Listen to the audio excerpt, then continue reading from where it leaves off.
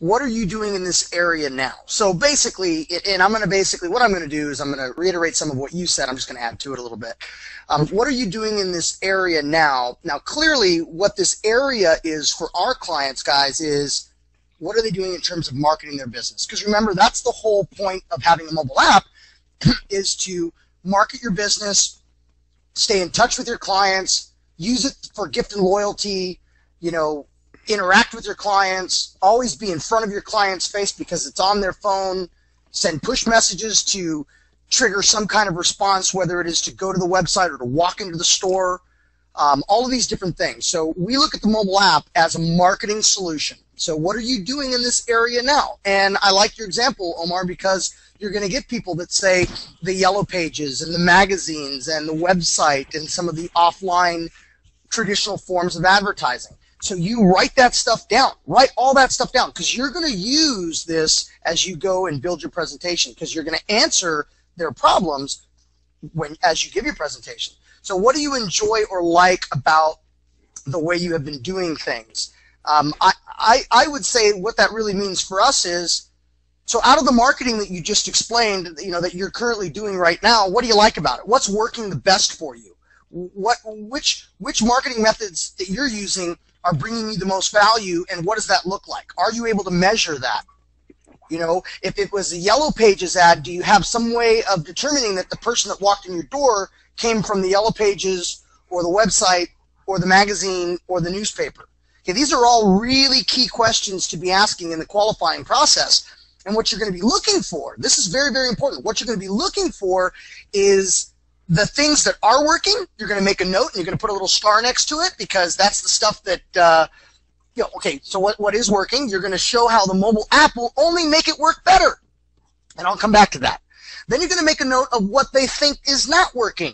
The Yellow Pages, I don't even think I'm getting anything out of that. Nobody walks in and says it came from the Yellow Pages, and no, I don't have a way to track or measure the success from the newspaper ad or from the website. So you're going to make a note of all of those areas too, because remember, as you do your presentation, you're going to be laying out the solution to those problems, and the things that are actually working, you're going to show how the mobile app actually complements and makes it better.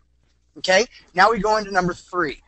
If you could change what's going on right now, what would it be? Well, I kind of just touched that because, maybe it's something like, well, if you were to start all over before committing to all the different forms of advertising that you're currently committed to, what would you do differently?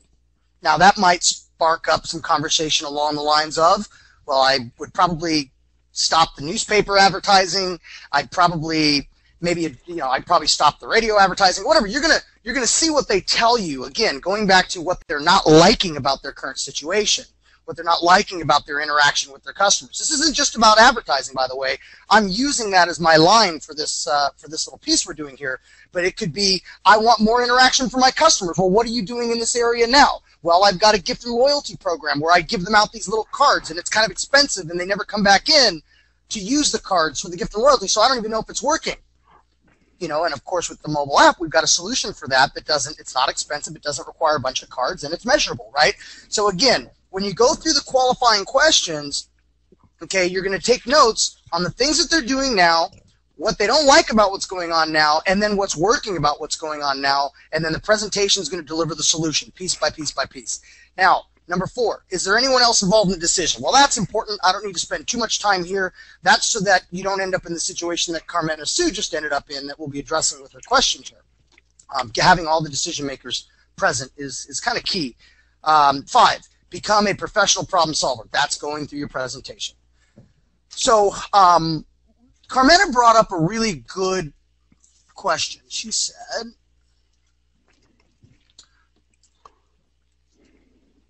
one of her clients gave her the objection that our website doesn't get much traffic, and we hardly get any hits on Facebook. We're not sure how to get the app into people's hands. Okay, this is a good one. This is a really good one. I asked the question to Carmena, do you know if they're doing any form of advertising? She says they do Clipper magazines, they pay for a quarterly radio spot, and Yellow Pages. Going back to what Omar said, boom, great client. Why? Because they know they have to advertise to get customers to make money. They know, or they wouldn't be paying for quarterly radio spots. Okay? They like to use coupons. My problem in this meeting was that the decision makers weren't all at the meeting, only their marketing coordinator. The follow-up has to be with the bosses, but they canceled their follow-up. Okay, so that goes back to number 4 on the slide you're seeing, who else is involved in the decision. But I want to address the other part, the part where they said, our website doesn't get much traffic and we hardly get hits on Facebook, so I'm not sure how to get the app into people's hands. Let me take you through that. The fact that they're on the radio, the fact that they're in the Clipper magazine, can they advertise the fact that they have a mobile app available in those ads? Absolutely. So remember, the fact that they have a mobile app, their goal is to get into as many people's hands as possible. So while they're advertising, newspaper, Clipper magazine, radio, whatever they're doing, they should say, and we now have a mobile app, download it. Very key point here, make sure your clients come up with a hook, a reason to download the app. We use the example of the Mexican Cantina. Well, free margarita specials, download our app. Okay, so you got to have a hook, you got to have a reason to download the app. But your answer to them, Carmena, is what a great way to capture the eyeballs for the money that you're spending on the quarterly radio ads. You would ask them how much are they finding, how much business they're getting from the radio ads. Do they have a way to track and measure that?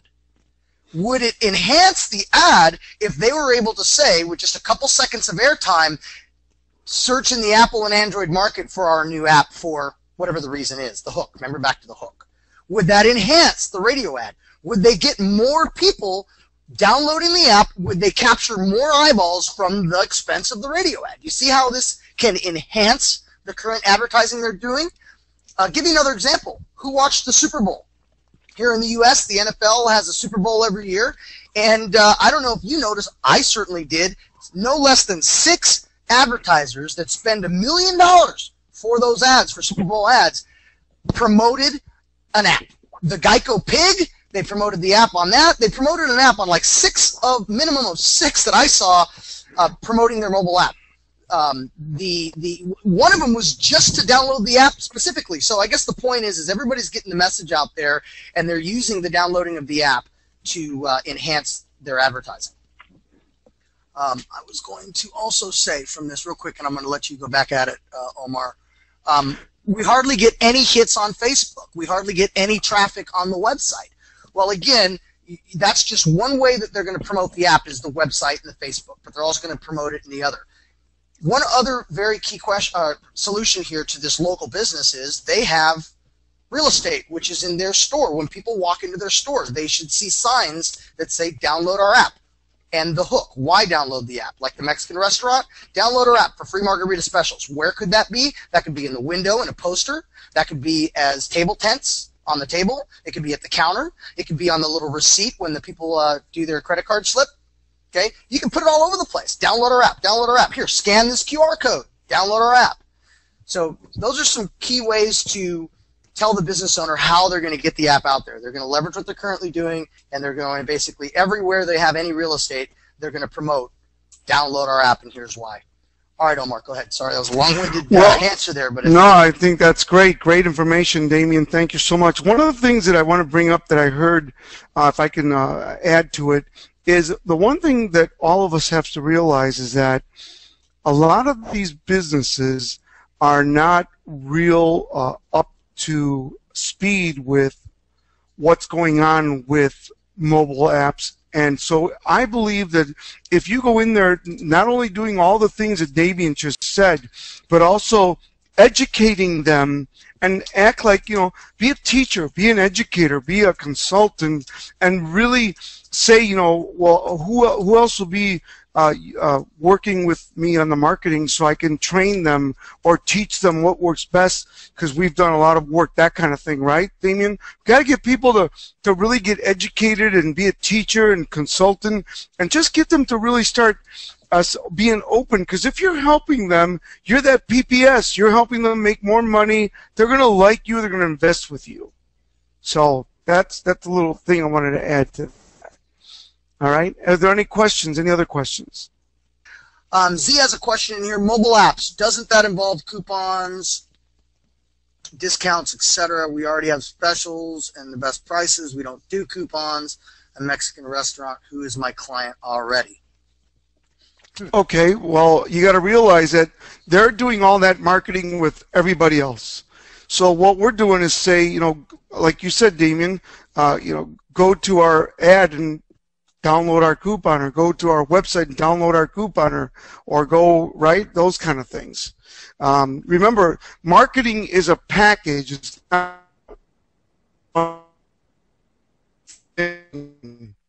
marketing. The best companies, like you said, the Super Bowl, but they also have website presence. They have mobile apps. They have USA Today, full pages. Everybody knows it's in business that the best way to do marketing is to be like well-rounded. So. Yes, let me touch on that also, Z, because Omar just hit it. All of the, like the Mexican restaurant, they should know now, if they don't already, they need to be in Yelp. They need to be rated. They need to verify their Google Places. They need to be accessible on the Google Maps. They need to be on Facebook. And they need a mobile app. They need to have a well-rounded way to be available to the customers that are seeking them out. And it's not just because of the coupons. There's plenty of reasons why they want to brand themselves to the phones of their prospects and customers. And you know, the coupons for a Mexican restaurant is just it's an easy thing to do. You know, it's an easy thing to do. And what I would almost venture to say that restaurant, the general manager that you would talk to, who says we already have the best prices and we don't need to give out discounts or coupons, yeah, but what's wrong with throwing some bait out there where you give away a free drink so that someone comes in on a slow day that may buy more drinks, may bring people with them, and may decide to also order food? I mean, you just can't argue with that. I think there's a reason to throw some bait out there, and they can use the mobile app to throw bait out there, and that can be whatever bait they want. They use the mobile app as a way to communicate, and they use push as a way to send the bait out. And that's being a teacher, guys.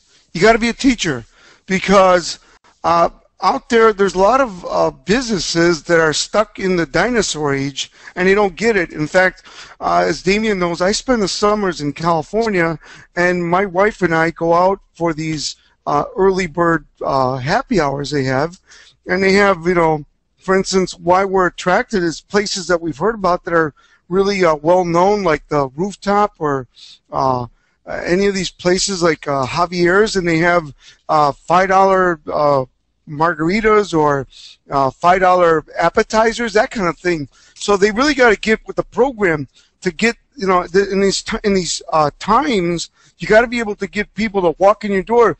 We walk in the door, we get an appetizer and a drink. Guess what? We're staying for dinner. So that's where the money is. So you got to have lost leaders sometimes, or carrots that will lead them to that, right? That's right. Now, another objection, since I'm asking for more objections so that Omar and I can tackle it, but I know a couple of the frequently thrown objections. One of them is, so I had all these people walking in over this last month or so telling me that I needed a mobile website. And they actually told me that I don't need a mobile app. All I needed to have is a mobile website. So I'd like to tackle that because that's a big one. Now, I want you all to know that when you build an app on our platform, you know that it works for the Apple market, and you know it's building a native app for the Google market, the Android market. And what it's also doing is you can elect to create an HTML5 web app, which basically creates a mobile website. There is a URL and a link that someone goes to in the mobile world to get to that mobile content. So you're getting all of it. You're not only getting an app that's going to go in the marketplaces, but you're also getting a mobile website. Now, there's a lot more people out there in the street selling mobile websites than there is selling mobile apps.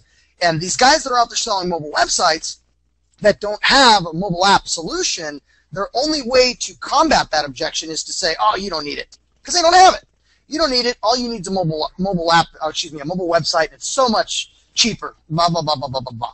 Well, you very easily show the merchant that, well, when you do it with us, not only do you get your mobile website, but you also get a native app that's going to use the functionality of the phone with the GPS and all kinds of really cool stuff that happens, like push messages and things that you don't get in the mobile website, but you're going to get a mobile website with us too. And if the guy had a quote on the table, the last guy that came in had a quote on the table for, let's say, $1,000, you know, and you're talking about selling a mobile app for $1,500. And you got a couple choices there. You could bring your price down to $1,000 because you're clearly going to make money there. You're going to be profitable. You don't necessarily have to do that if you use the tactics that you learned from this training and from Omar's training and how to properly qualify and how to handle the objections, because clearly you can show that it's worth $500 more to be able to get the enhanced value of being able to send out push messages, being able to be advertised in the Apple and the Google market. I mean, I can go on and on with that. Or you could just drop your price down to the $1,000 by using one of Omar's tactics and saying, so really, we're talking about a $500 difference. So, you know, if this was the only, is this the only issue? If I would be able to give you your mobile website and the mobile app for $1,000, would you be ready to join today? Would you be ready to take advantage of this now? You know, and just close them on it. So you can drop your price, or you know, and just tell them they're getting all three. I agree. Sounds good. Let's see here. There's now some people are finally starting to put some stuff in here. So, thanks for the solution to the mobile website objection. Didn't think of that one. Yeah, we also provide mobile websites. They don't do as much as mobile apps, but you're getting all three. These are ideas that I have brainstormed, so when I get out there to present it, I wish I could say realtors saying our company has an app already. We say, well, that's really cool, but if you brand you, okay, good. I know what Ben's asking there. Ben is asking, so if you go to a realtor who basically works for Century 21, and Century 21 has an app, that does absolutely nothing for the realtor. I'm sure you guys all agree. That's why realtors have their own websites with their own pictures of their family and the people who they've saved their homes or got, you know, sold them homes or sold their homes for them or whatever it is. That's their personal branding themselves, and that's what the mobile app. This is a very good example. Just because Century 21 has a corporate website doesn't mean that the thousands of Century 21 agents out there get any real benefit from that.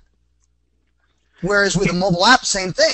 Just because corporate has a mobile website doesn't mean that you shouldn't have your own. So remember that this is about branding themselves, connecting with their prospects, and not getting a part of a lead sharing pool. You know, this is their mobile app. That's a very... Go ahead. And go ahead, Damien. And as you know, Damien, I've been training the top realtors in the world for the last 20 years, from Coldwell Banker to Remax to Keller Williams, you name it. And the top producers always stay ahead of the curve with marketing, and this is going to give them the competitive advantage to stay ahead of the other person sitting next to them in their same office or their competitor. That's right. Yeah, this puts them ahead of the curve. And we go back to some of the examples I've given in my training.